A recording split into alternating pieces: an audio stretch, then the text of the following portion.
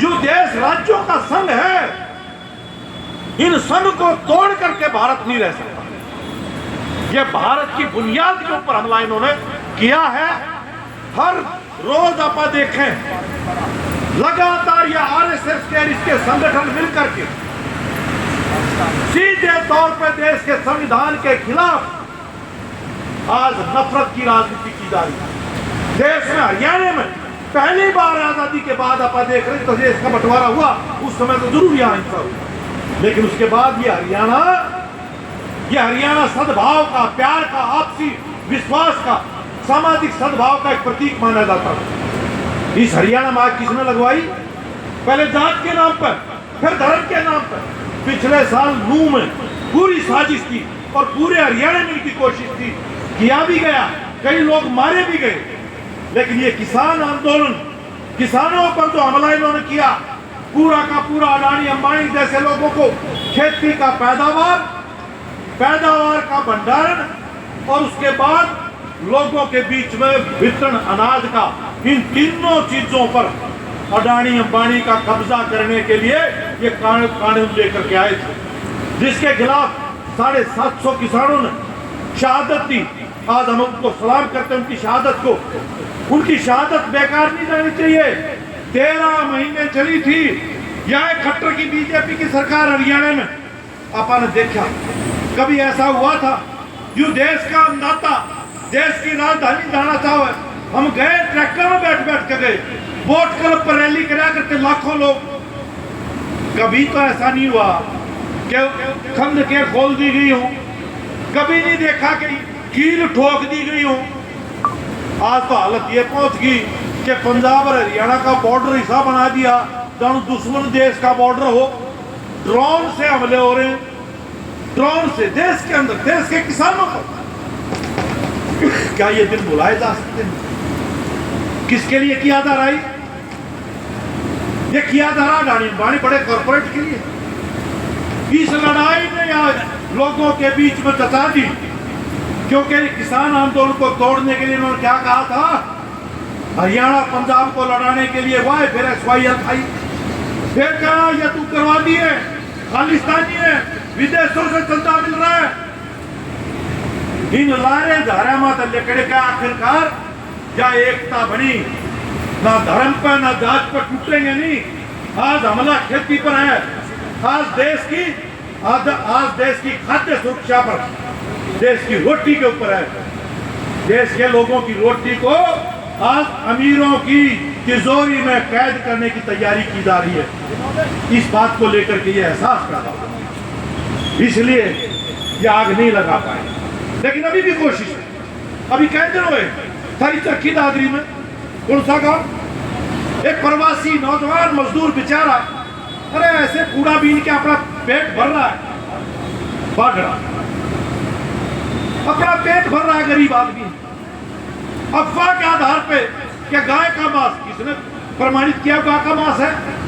अगर कोई आपके पास शिकायत है तो पुलिस को दो, जांच करो, लेबोरेटरी तय करेगी क्या का मांस था कि ना था। लेकिन गए सीधे तौर पर जाकर के पीट कर हत्या कर दी। इनकी कोशिश है अब नौजवानों को पकड़ लो, फिर उनके गामा मत ले, थारे नौजवान बचाने हैं तो बीजेपी के लिए आ जाओ। हमारे बच्चों को अपराधी बनाने के लिए दस्ते खड़े कर दिए। गौ रक्षा के नाम पर गौ रक्षकों के हथियार बंद दस्ते पूरे हरियाणा। कितनी घटनाएं हो चुकी। अभी फरीदाबाद की ताजा घटना, एक नौजवान 12वीं जमात का लड़का, गरीब ब्राह्मण परिवार का बेटा, वो मकान मालिक के परिवार के साथ रात को गाड़ी में, उनके साथ खुद का गाड़ी नहीं, उनके परिवार मालिक के गाड़ी में जा रहा, पीछे से गौ रक्षक गाड़ी का पीछा करते 30 किलोमीटर तक। देखिए हाईवे दिल्ली राजधानी के नजदीक है, जो आगरा की तरफ हाईवे जो जाता है उसके ऊपर 30 किलोमीटर गाड़ी दौड़ती जा रही है। CCTV कैमरे हैं, कोई पुलिस नहीं, कोई प्रशासन नहीं, और सीधी गोली मारी जाती है और उसके सिर में जाकर लगती है। गाड़ी रुकी, उसके बाद फिर गोली मारी जाती है।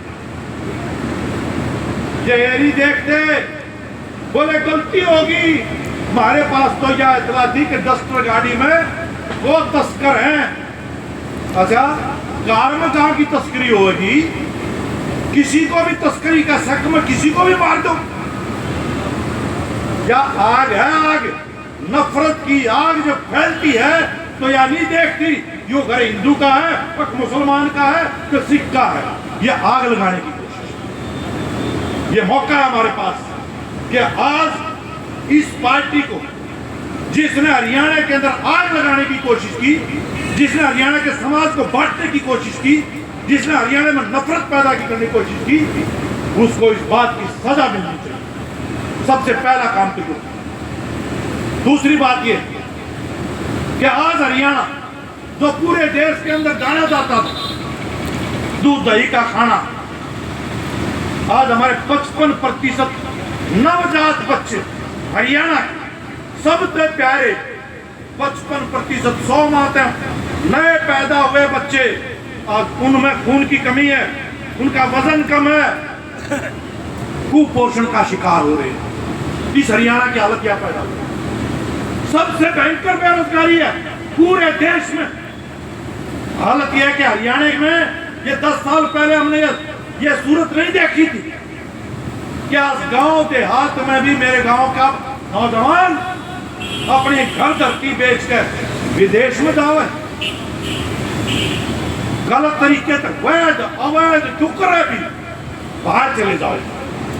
अरे जंग छिड़ रही रूस की, यूक्रेन की जंग छिड़ रही, गाजा के ऊपर हमला है, इजराइल जान खाता बोला आड़ा भूखा मनता अच्छा तो पूरा लड़का मर जा। क्या हालत? आज हालत ये हमारे नौजवानों के, हमारे ग्रेजुएट, पोस्ट ग्रेजुएट, पीएचडी आज माली की नौकरी के लिए लाखों की नौकरी, कितनी 18 लाख एप्लीकेशन, ग्रुप डी 4थे दर्जे का कर्मचारी 18 लाख। आप देखिए बैंकर बेरोजगार, प्रचार किया बिना पर्ची बिना खर्ची। अरे हालत तो यहाँ के सारी नौकरी खत्म कर दी, ठेके के ऊपर नौकरियां दी जा रही है, कभी भी पक्का नहीं होगा। अब चुनाव तक पहले तो यह घोषणा कर दी कि जो कच्चे हैं ये रिटायरमेंट तक कच्चे रहेंगे, कभी पक्के नहीं होंगे।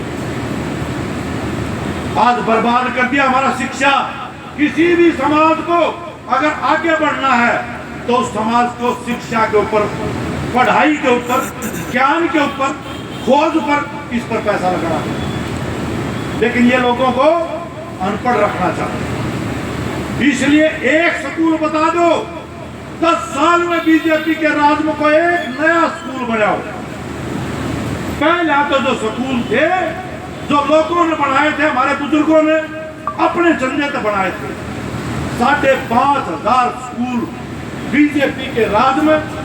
बहाने कुछ भी बनाओ, मर्जर कुछ भी कहो, 5,500 स्कूलों का ताला लगा।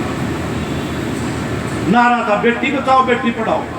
ये सारे स्कूल बेटियां के थे, बेटियों के स्कूलों का ताले हैं। पढ़ाई व्यापार बढ़ रही है। 10-10 लाख रुपए फीस मेडिकल कॉलेज रोहतक 1 साल की। किसका डॉट है? आपका बालक कितना है, काबिल क्यों ना हो, नंबर कितने ले रहे हो या ले रही हो। दाखला जब मिलेगा जब बाप की गोद पर रुपये होंगे तो नंबर चाहे थोड़े भी हो दाखला होगा, नंबर ज्यादा पर रुपये नहीं दाखला नहीं होगा। ये गरीब लोगों के लिए तो हमारे देश में सदियों से जो पीड़ित रहे, उपेक्षित रहे, जिनको आप अनुसूचित जाति बोलते हैं, पिछड़े वर्ग के लोग बोलते हैं, जिनके लिए शिक्षा में, रोजगार में आरक्षण की व्यवस्था की गई है। आज पिछड़ों के नाम पर, आज अलग अलग जातियों के नाम पर बीजेपी लोगों को बांटने के लिए नारे खड़ी करती है। लेकिन सच्चाई क्या है? सच्चाई यह है कि आरक्षण को खत्म किया जा रहा है। पढ़ेंगे कड़े मिलेगा आरक्षण। अगर engineering college, medical college, JBT का कोर्स, बीएड का कोर्स, अरे प्राइवेट, सरकारी में आरक्षण, प्राइवेट में तो है नहीं। प्राइवेट में फीस देने का ब्यौत नहीं। नौकरी रेलवे, सबसे ज्यादा नौकरी रेलवे में, रेल आज प्राइवेट, अडानी की चाल पड़ी प्राइवेट, बस प्राइवेट, बिजली उत्पादन देश का प्राइवेट, देश के हवाई अड्डे प्राइवेट, देश की बंदरगाहें प्राइवेट, सब कुछ तो उनका हवाला कर रहे हैं। जब महकमा नहीं बचेगा, सरकारी क्षेत्र नहीं बचेगा, तो आरक्षण कैसे मिलेगा? जो तरीका है, इसलिए नौकरी है, खाली है, भरी नीदारी ठेके के ऊपर है, कौशल रोजगार निगम पे है, उसमें कोई आरक्षण नहीं है, कोई मेरिट नहीं है, कोई योग्यता नहीं है किसी भी आधार पर। पढ़ाई लिखाई बर्बाद, स्वास्थ्य की सेवाएं बर्बाद, आज लाचार बना दिए लोग। ये कितनी बात करूं मैं आपके साथ।